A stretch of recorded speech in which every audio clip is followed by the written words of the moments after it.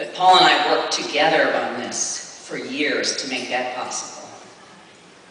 It would be impossible to cover 30 years in 3 minutes, but tonight I'd like to just share a little bit about how Paul and I got ADI started way back in 1983.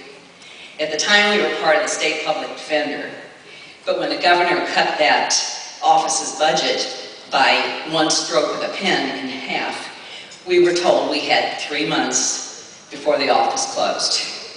Now, ADI had been created in the 70s, and after being absorbed into the State Public Defender, it still existed as a shell. Well, we decided to resurrect the corporation, and with the support of Judge Brown here, we stopped the judiciary's funding to get it started again. Well, Paul and I were idealists, but in those 3 months, our motive was survival, not the creation of a great system. We set out frantically, drafting one proposal after another, one budget after another. This was before word processing. Our word processor was a pencil with an extra large eraser on it.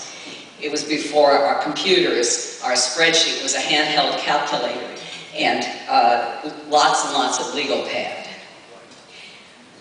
Only a few days before that doomsday when the office was to close, we learned we would get a contract with the judiciary. On November 15, 1983, we took down the signed State Public Defender and put up Appellate Defenders Incorporated. But that was the easy part. When someone started to make a photocopy or lick a stamp or make a phone call, we suddenly said, stop, wait, we have to make a log for this. It's a reimbursable expense, and in those days, every penny counted. So Paul and I hurriedly drew up logs with a straight-edge ruler and pencil. And as we were doing that, we looked at each other and said, we're not ready for this. And ready or not, we did survive. Gradually, the judiciary became convinced that our program was not only workable, but a great boon to them as well. It began to proselytize other districts to set up programs similar to ours. And the rest is history. For 20 years, the appellate project system has served California well.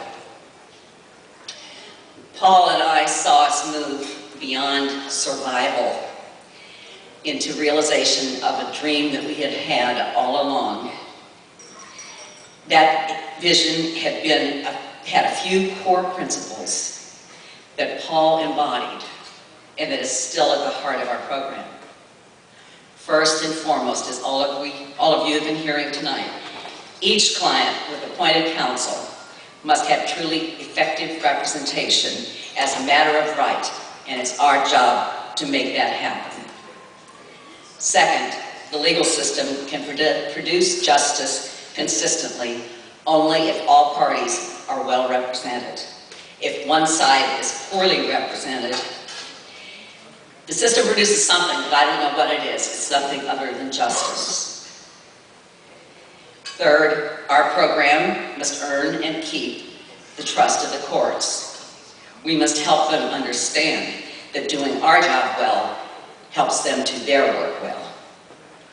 Last, and this was the essential Paul, other people, whether clients, staff, panel, opposing counsel, courts, anyone else, should always to be treated with respect and caring.